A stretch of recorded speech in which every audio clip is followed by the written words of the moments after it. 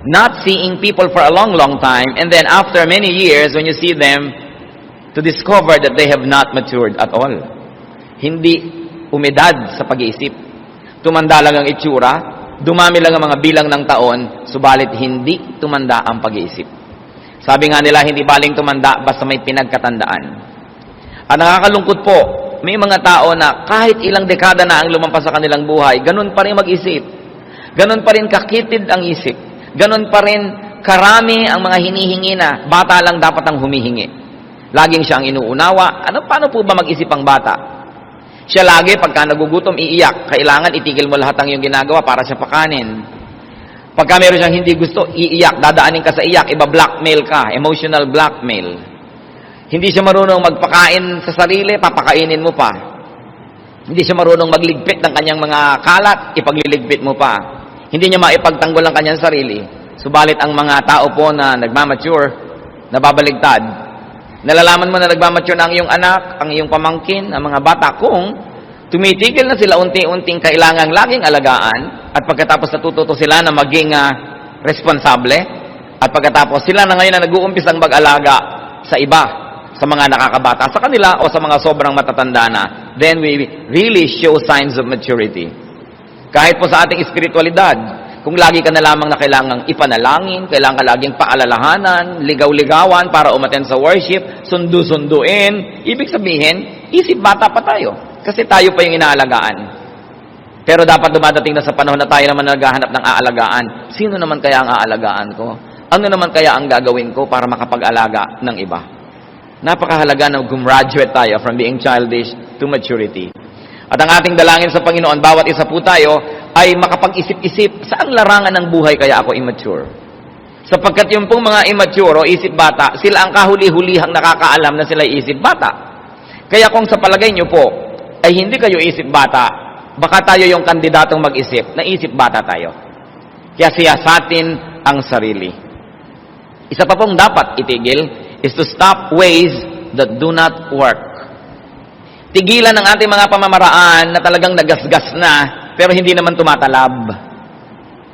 May mga pamamaraan tayo ng pakikitungo sa ating magulang, hindi naman tumatalab. Ganon din pakikitungo sa asawa, sa anak. Mga pamamaraan at ng pamumuhay, pero wala namang epekto. Hindi naman nagbubunga ng mga gusto natin. Dapat nating palitan yan. Sa 1 Timothy 5:23, ano po ang payo ni Paul kay Timothy? Stop drinking only water and use a little wine because of your stomach and your frequent illnesses. Baka naman yung mahilig sa inyo maglasing, biglang ito ngayon na inyong favorite verse. Hindi naman paglalasing ito, yung wine, yung table wine, nakasabay sa pagkain. Yung wine na ininom din ng Panginoon doon sa Lord's Supper. Hindi nakalalasing na inumin, kundi kasabay ng pagkain, lalong-lalo na doon sa Mediterranean area.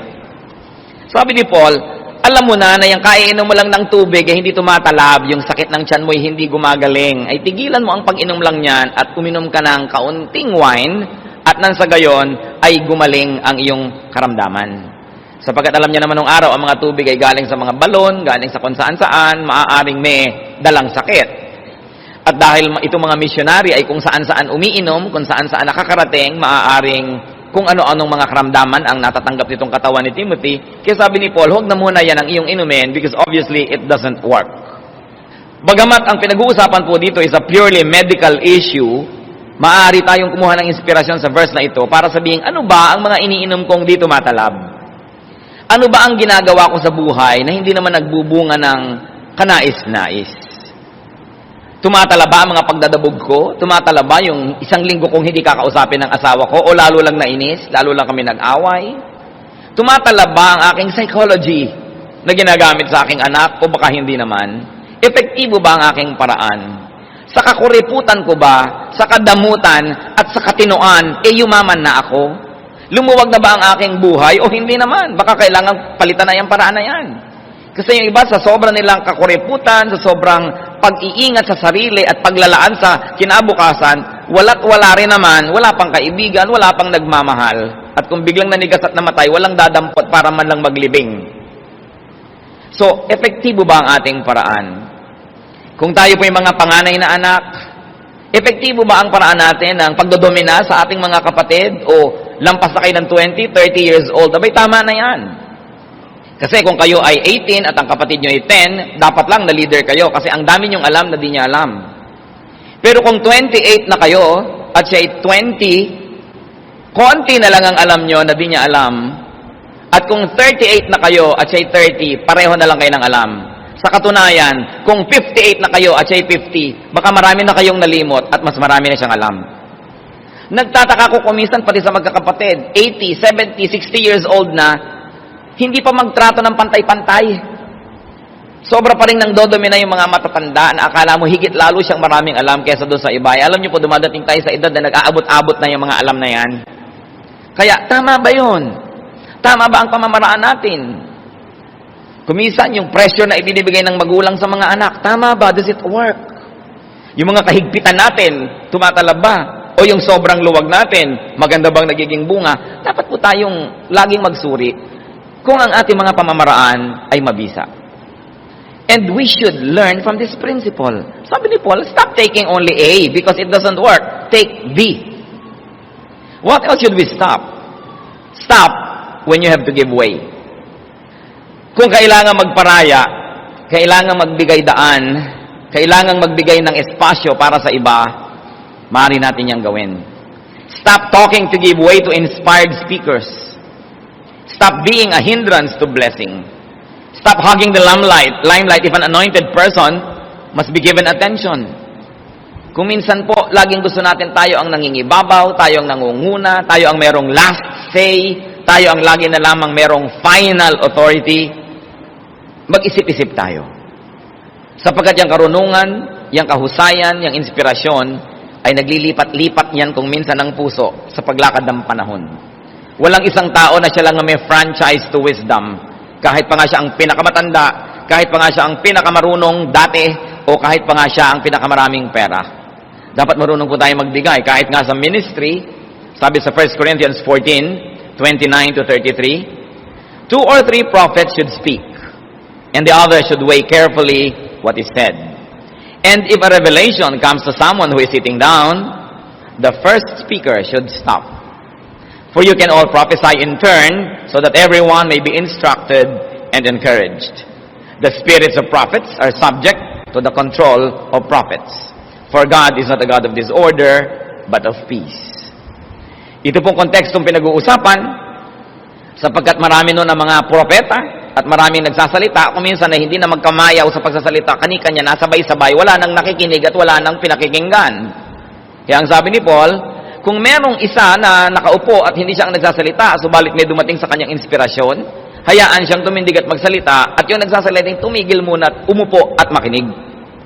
Ang dapat lahat ay magkaroon ng pagkakataon na marinig at makinig, at nang sa gayon ang lahat ay mapagpala. Hindi natin kailangang laging dinodomina ang mga usapan. Kadalasan sa mga pamilya, sa mga magkakaibigan, meron ang parang isang dominant figure. Dapat ba nating katandaan na at kamatayan na yung ganon? Lagi na lang siya ang masusunod, lagi na lang siya ang bida. Dapat din tayo mag-isip-isip. At kung tayo po ay merong ganitong uri ng otoridad sa ating mga pamilya, sa ating mga nasasakop, ay magbago-bago na rin tayo ng sistema. Makinig naman tayo sa iba. Magtanong-tanong naman tayo, gusto nyo ba ito ang gagawin natin? Kakain tayo sa isang restaurant, ano bang gusto nyong kainin? Hindi ako na lang lagi yung order ko, mo ako ang magbabayad. Tinuturuan po tayo na magbigay daan sa kapwa. Sapagkat ang bawat tao binibigyan ng Panginoon ng kakayahan, ng karunungan. At kung susupilin natin sila ng susupilin, lagi na lang isa ang susundin ng lahat, at hindi siya magbibigay daan, maraming buhay ang masasayang. Nabuhay, namatay, hindi man lang narinig ang tinig, hindi man lang nakapag-ambag ng karunungan, o kaya hindi man lang napagbigyan. And that is very unkind to do, not to give way to people. Kaya kung sino man po ang may positions of authority, positions of prominence, we've got to think about these things. Magbibigay-bigay naman ako. Hindi laging ako na lang. At pag nangyayari po ang maituturing sa biglang tingin na maliliit na bagay na ito, doon lamang natin makikita yung Espiritu ng Diyos na kumikilo sa ating buhay. Na yung pala, ang tunay na kadakilaan ay yung pagpaparaya. Na ang tunay na tayog ng isang pagkatao ay yung pagbibigay daan sa iba. Hindi laging tayo ng tayo. Kahit kung minsan sa magnobyo, Kung nakagawian na laging si babae ang nasusunod, tau-tauhan na lang yung lalaki. O kaya yung lalaki ang nasusunod, anino na lang yung babae. Hindi ganyan ang pakikisalamuha at pakikitungo. Kailangan tayong maging makipagkapwa. Kaya napakaganda po ng salitang Tagalog dyan yung makipagkapwa, kapwa, tao. Ano ba yung tao? Yun ang kahulugan ng lahat ng nilikha ng Diyos na mabubuti at maganda sa atin. Hindi tayo hayop, tayo'y tao. At kung ikaw'y nakikipagkapwa tao, yung respetong gusto mong tanggapin ay ibinibigay mo rin sa iba. Kung gusto mong tumatahimik sila pag ikaw'y nagsasalita, ay tumatahimik ka rin pag nagsasalita sila, kahit mas bata sila, kahit mas mahirap sila, kahit mas mababa ang ranggo, dahil sila'y kapwa tao. Pareho lang tayong may kaluluwa, may damdamin, may espiritu, parehong nilikha ng Diyos, parehong nalulungkot at natutuwa, parehong may mga pangarap at mga hangarin. At kung pagbibigyan po natin ng mga ganyan, lalo tayo halimbawang may mga kapangyarihan, mga amo, ikaw na lang may karapatang magkaroon ng sakit ng ulo. Ikaw na lang may karapatang magkaroon ng mood. Ikaw na lang may karapatan na magpahinga. Kaya nga po yung mga sensitive na mga amo o mga employers, sinasabihan din niya, maski household help o bining. Pag may isang umaga na gumising kang napakasama ng pakiramdam mo o hilo ka o masakit ang ulo mo, sabihin mo. At pagtatrabahuhin pa rin kita. Ganon kaya yon? Di sabihin mo para makagawa kami ng paraan. Kung kailangan mong humiga maghapon, paminsan-minsang nangyayari, kailangan binibigyan natin ng pagkakataong maging kapwa tao, yung tao. Kasi lalo sa atin po, napakahirap sa ating mga household staff. Hindi na sila makadaing. Maliban na lang siyempre nangingisay at naninigas at talagang emergency case na, yun, malalaman na ng employer. Pero kung basta medyo may konting nararamdaman, medyo nahihilo-hilo, malay pa ba natin, natatanong ba natin? Magbibigay daan tayo. Hindi laging tayo lang. Kung sa sanlibutan ay nangyayari ang ganyan, hindi marapat mangyari sa mga anak ng Diyos. Because we are a royal priesthood, a holy nation, a people who belong to God. Na dapat nakikita hanggang sa mumunti nating pakikitungo sa ating kapwa, yung tayog ng salita ng Diyos. Meron pa pong isang dapat pigilan, stop judging others. Tumigil tayo ng paghuhukom at paghuhusga sa kapwa, lalong-lalo at kakaiba ng ating paniniwala ang paniniwala nila, kakaiba ng ating mga pananaw at paninindigan ang sa kanila. Dapat tigilan natin ang pagsabing mali sila at tayo lang ang tama. Dapat nating tigilan ang pagsabi sa mga taong sila ay naliligaw dahil lamang hindi tama, hindi landas natin ang kanilang sinusunod. Romans 14 verses 1 to 13, ito po tungkol sa paghuhusga ng mga Kristiyano sa kapwa Kristiyano sa mga issues ng buhay. Accept him whose faith is weak without passing judgment on disputable matters. One man's faith allows him to eat everything, but another man whose faith is weak eats only vegetables. The man who eats everything must not look down on him who does not, and the man who does not eat everything must not condemn the man who does, for God has accepted him. Who are you to judge someone else's servant? To his own master he stands or falls, and he will stand, for the Lord is able to make him stand. Ano pong unang binabanggit dito? Kasi meron mga tao na Hudyo ang kanilang pagiging background. Pagkatapos meron naman ng mga Gentiles na naging Kristiyano. Alam niyo po yung mga Hudyo, maraming di kinakain. Ngayon, yung mga Gentiles, lahat ng gumagapang, lumilipad, tumatakbo, lumalangoy, kinakain. So, i-judge naman ng mga Gentiles yung mga Hudyo. Ang arte-arte nyo naman. Yan, ang dami-dami yung hindi makain. Samantalang pinalaya na tayo ng Panginoon, nakainin ng lahat. Yun namang mga Jews, idina-judge nila yung mga Gentiles. Makasalanan kayo. Kumakain kayo ng palaka. Kumakain kayo ng mga hito. Kumakain kayo ng burong talangka, etc., etc. At sila ay nagsisiraan. At sabi ni Paul, huwag kayong ganyan. Kung ang gusto mo lang kainin ay gulay, gusto mo vegetarian ka, di vegetarian ka, pero humuhusgahan yung kumakain ng mga lumilipad na insekto. At ikaw naman, kumakain ka ng dinosaur, huwag mong pintasan yung gulay lang ang kinakain. Sabi, kanya-kanya tayong konsyensya, tumaharap tayo sa Diyos tungkol dyan. One man considers one day more sacred than another. Another man considers every day alike. Each one should be fully convinced in his own mind. So meron namang sobrang legalista kung kailan ang Sabat. Meron namang nagsasabi na, basta ang sabi ng Panginoon, 6 days of work must be broken by a 7th day of rest. Eh sa factory ako nagtatrabaho eh. Tuesday ang off ko. Bakit ko ipipilit na maging Sabado yon? Eh matatagalan ako ng trabaho. Sabi naman nung nagpipilit na Sabado, di matagalan ka ng trabaho, magutom ka, pero sundin mo dapat ang Sabado. Mag-aaway-aaway ngayon sila. Sabi ni Paul, eh may taong ang tingin niya sa isang araw na yun ang banal. Mayroon namang isa, ito ang banal. Hindi huwag kayong mag-away. Hayaan mo siya. Kasi lahat naman ng araw sa Diyos ay pareho. Siya naman ang lumikha ng lahat ng araw. At ang itinuturo po ng Biblia, on the 7th day you will rest. 6 days you shall labor, and on the 7th you rest. Mahalaga ba kung saan tumama yung 7? O ang mas mahalaga ay pinagpapahinga ka ng Diyos na walang 7 araw na tuloy-tuloy na pagtatrabaho? Magpapahinga ka. Kaya po, ito'y pinag-aawayan ng maraming tao maging hanggang ngayon. Nalilimot nila itong sinasabi ni Paul dito na, huwag kayong manghusga. Kung sa kanya yun ang banal, di yun ang banal. He who regards one day as special, does so to the Lord. He who eats meat, eats to the Lord, for he gives thanks to God. And he who abstains, does so to the Lord, and gives thanks to God. For none of us lives to himself alone, and none of us dies to himself alone. If we live to the Lord. And if we die to the Lord. So whether we live or die, we belong to the Lord. For this very reason, Christ died and returned to life, so that he might be the Lord of both the dead and the living. Then you, why do you judge your brother? Or why do you look down on your brother? For we will all stand before God's judgment seat. It is written, as surely as I live, says the Lord, every knee will bow before me, every tongue will confess to God. So then, each of us will give an account of himself to God. Therefore, let us stop passing judgment on one another. Instead, make up your mind not to put any stumbling block or obstacle in your brother's way. So first of all, on dietary issues, sinabi, kanya-kanya yan. Sapagkat sa Old Testament, maraming regulasyon. Sa New Testament naman ay pinalaya ng Panginoon ng mga tao. Sabi niya, it's not important what gets into the mouth, but what gets out of it. So, alin ba dun sa dalawang susundin mo? Nasa iyong pananalig. Kasi, hindi yun may kinalaman sa iyong kaligtasan. Meron naman on special day issues. Meron mga Kristiyano, aawayin yung mga gustong magsabit ng parol pag Pasko. O ba't ka naglalagay ng Christmas tree? Pagan yan, evil yan. Eh, wala akong kinalaman sa paganism nung araw. Naglalagay lang ako ngayon, pampasaya.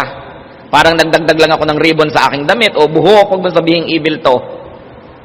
Sapagkat yung mga bagay na yon ay pang-ibabaw, hindi naman nang pumapasok sa loob ng puso. On feasting or fasting. Sabi, kung ikaw ay kain ng kain, nagpapasalamat ka naman sa Diyos at kinikilala mo sa Kanya galing yon, eh di, tinatanggap ka ng Panginoon. Gusto mo namang mag-ayuno at nagpapasalamat ka rin sa Diyos sa pag-ayuno mo, di tinatanggap ka rin ng Panginoon kung ano, ang konsyensya mo na hindi lumalabag sa salita ng Diyos. Kasi pareho naman yan na may makukuha kang verse na nagsusupport eh. Ibig sabihin, malawak yung pwedeng pagkilusan ng Kristiyano at pagkunan ng kanyang pagbabasihan ng kanyang ginagawa. Hindi katulad ng marami, naglalakad lang o na doon sa gitna ng kalsada na may puting linya, samantalang ang lapad-lapad ng kalsada. Merong mga Kristiyano, ganun eh. Ang lapad-lapad ng mundo, ang dami-daming pwedeng gawin, napakalimitado ng ginagawa sa sobrang pagiging bookish. While it is not wrong to walk in the center of the road, especially if it's a pedestrian road, but you can move to the left and to the right with God-given freedom, and those who would like to walk on the left side or the right side should not be judged by those who walk only in the center. Hindi tayo dapat na naghuhusga sa ating kapwa. Ang Panginoon ay hindi pa nanghuhusga. Hanggang ngayon, ang Panginoon ay tagapagligtas pa rin. Kailan pa siya magja-judge? Pagbalik pa niya. O kaya, pag tayo ay namatay, kung alin man doon ang mauna, pero habang buhay pa tayo, hindi pa tayo hinuhukuman. So bakit ngayon tayo maghuhukom at maghuhusga sa ating kapwa?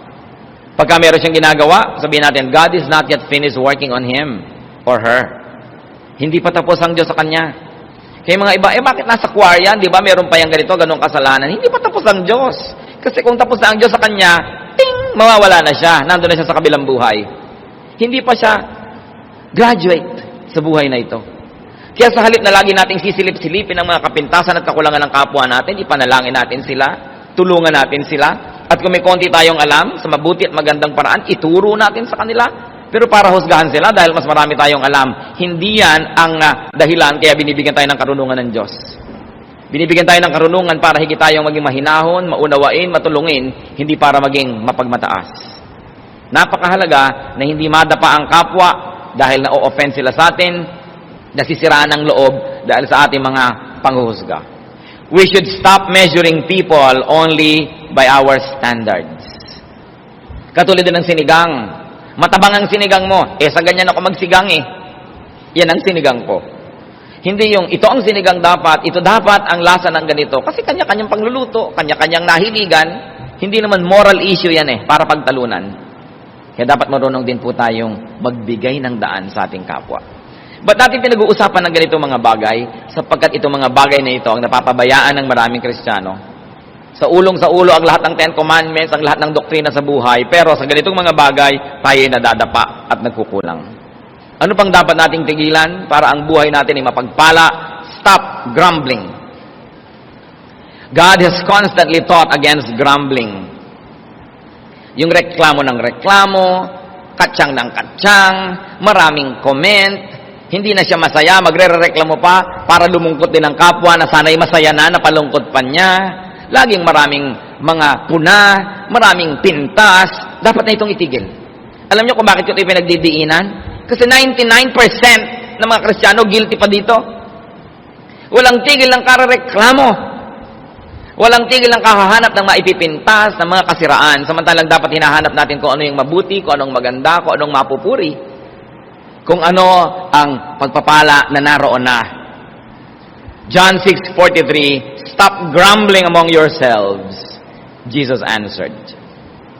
At isa ito sa mga paulit-ulit na turo sa Biblia, Old or New Testament alike. Stop grumbling. Wives, what are you grumbling against your husband? Anong mga reklamo niyo at mga katsang-katsang tungkol sa inyong asawa na para bang pwede pa kayo magpalit? Habang nagre-reklamo ka ng nagre-reklamo, yung reklamo mo lalong lumalaki, lalong lumalalim, lalong tumitibay, kaya lalong nagkakaroon ka ng dahilan para magreklamo. Samantalang habang pinupuri mo ang iyong asawa, yung mga kapuri-puring bagay sa kanya, lalo namang tumitibay, lalong lumilinaw, kaya lalo mo siyang namamahal at nababawasan ang iyong pagrereklamo. Husbands, you grumble against your wives. Mas vocal kasi maraming beses yung mga wives mag-grumble against their husbands among themselves.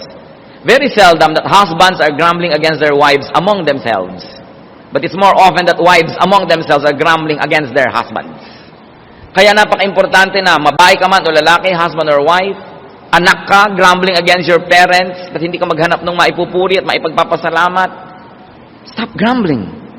Kung minsan nakakalungkot, ang marami pang grumbling na nangyayari, mga reklamo, among workers in the church, among Christian people, grumbling against the choir director, grumbling against everybody, samantalang nasa church na nga. Mga kapatid, I can never be so repetitious enough. Kasi nakikita ko nangyayari ito sa buong paligid. Ang mga tao, napakagaling magreklamo.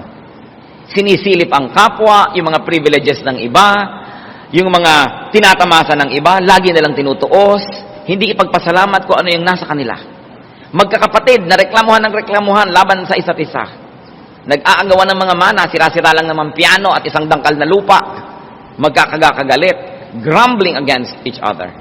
Mga magbiyanan, yung mga manugang na walang ginawa kundi pag-usapan yung kanilang biyanang babae at chismisin at reklamuhan ng reklamuhan ang mga kanyalang mga kapwa. Alam niyo, meron akong 2 kilalang babae na talaga namang huwaran. Pwede natin ipagpagawa ng monumento kung paano umibig sa kanilang biyanan.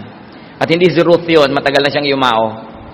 Mga babaeng nandito ngayon sa ating kapaligiran na talaga namang pag silang nakakausap mo, parang dapat lahat ng tao magkabiyanan. Pero natitiyak ko na ang mga biyanan nun may kakulangan din. Pero dahil nagpasya sila na mahalin ang kanilang mga biyanan. Alam nyo yan ay pagpapasya. If you decide, every little aspect of your life will follow the grand design and the big decision. But if you have decided on the other side, then every little act and thought that comes into your life will follow that direction of grumbling. Yun pong mga hindi na natin mapapalitan na karakter ng buhay natin. Magpasya na tayong mahalin sila. Sapagkat pag pinagpasyahan natin yan, madali nang sumunod ang maliliit na detalye ng ating buhay. Kung meron naman po tayong mga valid complaints, talagang dapat, anong dapat gawin? Di pag-usapan. At kung talagang humahanap po tayo ng solusyon sa ating mga reklamo, hindi natin sinasabi ang reklamo natin kung kani-kanino. Pumupunta tayo doon sa tao na itinuturing nating pinagmumulan ng suliranin, at tayo ay sa mahinahon na paraan humahanap ng solusyon. Kasama sila. So you don't talk about people, but you talk with these people.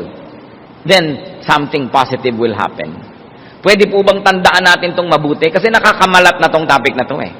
Yung stop grumbling, yung stop talking about people, but talk with people with whom you have a problem, para malutas. Because when you talk about people, the problem will never be solved. And because walls have ears, and potatoes have eyes, even corn has ears, anong mangyayari? Makakarating sa pinag-uusapan nyo yung balita. Magsasalita din siya, makakarating sa inyo, lumala na ng lumala, samantalang hindi naman kayo nag-uusap. Ito isa na nating palitan na paraan. Napakalaki ng bigat na mawawala sa pasanin ng tao kung matututo na lang tayo na kausapin yung taong sa palagay natin ay may kinalaman sa suliranin, pero huwag siyang pag-usap-usapan. There's always a proper forum for everything. At dapat may kaayusan. 1 Corinthians 14:40, but everything should be done in a fitting and orderly way. May isa pa pong dapat tayong tigilan. Stop doubting. Faith is everything. John 20:27. Then he said to Thomas, this is the Lord saying to Thomas, put your finger here, see my hands, reach out your hand and put it into my side. Stop doubting and believe. Mga kapatid, mag-isip tayo. Anong pangako ng Diyos ang pinagdududahan nyo? Anong salita ng Diyos na napakalinaw sa Biblia ang pinagdududahan nyo? Sabi ni Lord, stop doubting. Believe. Ang nangyayari sa ating buhay ay inuukit at binibigyan ng anyo at kulay ng ating pananampalataya. Ang maaari lang maganap ay yung lang pinaniniwalaan natin. Faith can extend or limit us. Kaya napakahalaga, panindigan ang mga pangako ng Diyos. Hindi ibinigay, hindi isinulat ang mga pangako ng Diyos para pagdudahan. Ibinigay yan para panindigan, panghawakan, sandalan, tindigan, para tayo magkaroon ng kapayapaan, katahimikan, kaayusan sa ating buhay. Ang lahat ng patuloy pa ring nerbyoso ay kulang ng pagtitiwala sa salita ng Diyos. Ang mga lagi pa rin na sinasakmal ng takot ay kulang ng pagtitiwala sa mga pangako ng Diyos. Ang mga takot na takot maghirap at baka walang makain, salat na salat sa pananalig sa sinabi ng Panginoong Jesus. Sabi niya, look at the birds of the air. They don't even plant, they don't harvest, but your heavenly Father feeds them. At kung ang mga ibon ay pinapakain, ang mga bulaklak ay dinadamitan, kayo pa kaya ang hindi alagaan ng Panginoon? Mga mabababaw na mga pananalig, sinabi ng Panginoon. Ano po ang inyong mga takot? Gusto kong pag-usapan natin yan eh. Ano mga takot natin? Sa palagay nyo ba, hindi mas malaki ang Diyos dyan sa takot na yan? Pero habang may mga takot tayo, nabubuhay tayo sa nerbiyos, sa pangamba, sa panghihina, ibig sabihin, mahina ang pananalig. Nagdududa sa salita ng Diyos na ito'y totoo, ito'y mapanghahawakan at magaganap nga. 2 Peter 3:9, the Lord is not slow in keeping His promise. Suyurin ang Biblia, halukayin, hanapin lahat ang pangako ng Diyos, panghawakan, memoryahin. Dapat pa bang i-memorize yan? Yes. Because when you memorize and commit to memory the promises of God, you will be able to pull out the right promise at the right moment and you will be strengthened. Ang ating pagkain ay ang salita ng Diyos. Hindi ba sabi ni Satanas kay Lord, kung talagang Diyos ka, gawin mo mga pagkain niya mga bato. Sabi niya, man does not live by bread alone, but by every word that comes from the mouth of God. Anong isa sa mga kahulugan niyan? Ang pagkain natin ay ang salita ng Diyos. Nanghihina ka, physically, kakain ka ng pagkain, iinom ka ng mga vitamins, iinom ka ng mga herbs, at kung ano-ano pa, para ka lumakas. Spiritually, nanghihina ka, ang pagkain mo ay salita ng Diyos. Ano? Ang kanyang mga pangako. Ay, maaalala ko yung pangako na yun ng Diyos. Kakainin ko ngayon yung pangako na yun. Malakas na ako kasi kumain ako ng tama kong kainin. Kaya yung panghihina, isa lang po yan na sintomas na tayo'y mahina sa pananampalataya. Ang mga anak ng Diyos ay victorious because God is victorious. Malalakas ang loob dahil kakampi natin ng Diyos. Masisigasig, hindi lalampa-lampa, hindi hihina-hina. It is the devil who comes to steal, to kill, and to destroy. But Jesus says, I have come that you may have life and have it to the full. A full life. Don't just exist. Get a life, a full life. At kailangang panghawakan natin literally ang mga pangako ng Diyos. Pag sinabing ganon, gawin. Pag sinabing tigil, tigil. Pag sinabing go, go. Pag sinabing this is my promise, claim it. Nothing happens to people who do not believe. Kahit sa mga imbensyon, nakaka-imbento yung mga tao na naniniwala sa kanilang magagawa. Kahit yung mga unang mga taong tumawid sa dagat Pasipiko, nung kauna-unahang mga panahon, naniwala silang magagawa nila yon. Yung umakyat niya sa mga Mount Everest, naniwala silang magagawa nila. Pero yung mga, naku, hindi pwede yan, mahirap yan, talagang walang nararating. Kahit yung mahihirap na tao na napaasenso ang sarili sa tulong ng Diyos, dahil naniwala silang magagawa nila. Habang lahat ng kanilang mga kaibigan ay nag-give up na, at nag-adik-adik na lamang, may mga nagpilit pa rin mag-aral, pinilit magsikap, ngayon umasenso sa buhay dahil naniwala sila. Yung paniniwala natin ang bubuo o sisira sa ating buhay. Kaya kailangang paniwalaan. Pati po ang ating mga anak, kung naniniwala tayong sila'y mahusay, naniniwala tayong marami silang magagawa, nagiging mahusay at maraming ang nagagawa. Pero pag naririnig kayong, yung anak ko na yan, bubing yan eh. Walang pag-asa. Ganyan lang, nagiging ganun ang performance nila. Kasi sila man na nawawala ng pananalig sa sarili. Kasi sinira na natin ang loob. At kung may isa pa tayong dapat pag-usapan ngayon, na dapat tigilan, stop sinning. Remember the law of impenetrability. Only one thing occupies one place at one time. So anybody who sins has no space for holiness. And if there's no space for holiness, there's no space for God. If there's no space for God, there's no space for blessedness, for victory, or for fruitfulness. 2 Corinthians 5:17. If anyone is in Christ, he is a new creation. The old has gone. Basahin, usal-usalin ang mga salitang ito bago lubos nating maunawaan. Na ang isang tao na kay Kristo ay isang bago ng nilalang. Pero marami nagsasabi, born again ako, bagong nilalang, new creation, pero old habits, old sins, old ways. A new spirit is not compatible with old sinful hearts. There has got to be renewal all the way. Matthew 9:17, neither do men pour new wine into old wineskins. If they do, the skins will burst, the wine will run out, and the wineskins will be ruined. No, they pour new wine into new wineskins, and both are preserved. Napakaganda po ng talinghaga na ginamit. Kung may bagong alak, hindi pwedeng ilagay sa lumang sisidlan na usually mga leather, mga skin ng hayop. Sapagkat sasabog lang yon kung may bago kang ilagay. Sabi, lumang sisidlan, lumang alak. Bagong sisidlan. Bagong espiritu, bagong puso. Bagong tao, bagong buhay. Napakasimple ng analogy. There should be new ideas, new ministries, new actions if we have a new heart. 1 Corinthians 15:33-34. Do not be misled. Bad company corrupts good character. Come back to your senses as you ought and stop sinning. New life, new friends. New lifestyle. At kung tayo may nakikitungo sa mga dati nating mga pinakitutunguhan, ay dahil lamang gusto natin silang akayin sa tama, hindi para muli nila tayong hilahin pababa. At kung nakakahalata tayo ng ating mga dating mga kapalagayang loob ay hinihila tayo pababa, dapat kahit man lang pansamantala na tayo'y umiwas sa kanila hanggang tayo'y maging malakas, hanggang dumating tayo sa punto na gano'n na tayong kalakas na pag tayo nakikisalamuha sa kanila'y sila ang nahihila na natin pataas. Pero hindi maaari na umasa tayo na magkaroon ng bagong buhay, pero lahat ng mga luma nating mga pakikitungo na may kasamaan, kamalian at kasalanan ay ipagpatuloy pa.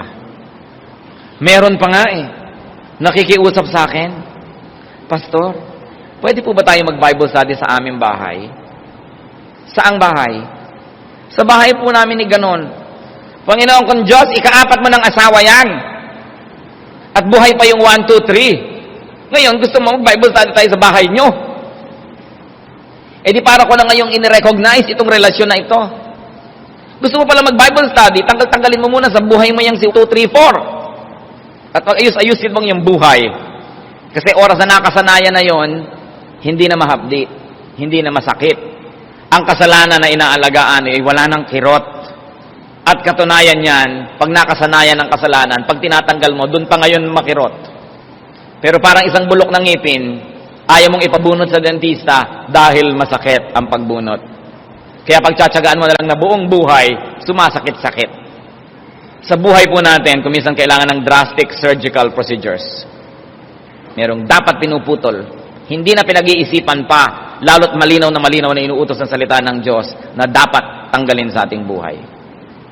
Kaya nga po yung isang taong pinagaling ng Panginoon, nung makita niya muli doon sa may templo, sa John 5:14, later Jesus found him at the temple and said to him, "See, you are well again. Stop sinning, or something worse may happen to you." Para po tayo tulad ng taong ito, may sakit, may karamdaman, pinagaling na ni Jesus. At nung makita ni Lord dito sa bulwagan ng Panginoon, kasi sa temple daw nagkita di ba itong ating temple? Sa niya, ba, magaling ka na pala, ha? Di ba't pinagaling kita? Opo. Sabi ni Lord, tigil-tigilan na ang mga kasalanan, ang pagkakasala, dahil maaring may mas masahol pang mangyari sa'yo kesa nung bago kita pinagaling. Stop sinning, or something worse may happen to you. That is from the mouth of the Lord. At sa palagay nyo, ito'y isinulat sa Biblia para lang tingnan natin as history. No, this is current events. Because this is universal message. It's telling us, stop sinning, or something worse may happen to you. So do not just wish and pray for blessedness. Take concrete steps. Take sure steps to a blessed new year and a blessed new life. Ano po ang mga 7 stops natin? Stop childish thinking. Stop ways that do not work. Stop talking to give way to others. And of course, it's not only talking. It means give way to others. Stop judging others. Stop grumbling. Stop doubting. And very importantly, stop sinning. And when we stop these things, we begin to go for glory. Because only one thing occupies one place at one time. Unless you stop doing wrong, you cannot begin doing right. Heavenly Father, thank you for your reminders. Salamat sa kabutihan nyo. Salamat sa mga paalala. Dalangin namin, ito man lang 7 na pinag-usapan, mabigyan namin ng pansin sa buong taon. Huwag mawala sa aming alaala. Maipamuhay namin. At Panginoon, kami po'y pumuposisyon doon sa daanan ng iyong pagpapala. Sa pagsunod namin sa iyong mga salita, isinasahod namin ang aming mga kamay para tumanggap ng iyong mga pagpapala. Nawa ay dinggin mo ito. At nawa ang pagbabago'y makita mo sa amin. At nang sa gayon, batupad ang mga mabubuti mong hangarin sa amin. Mga kapatid, panandalian tayong magbulay-bulay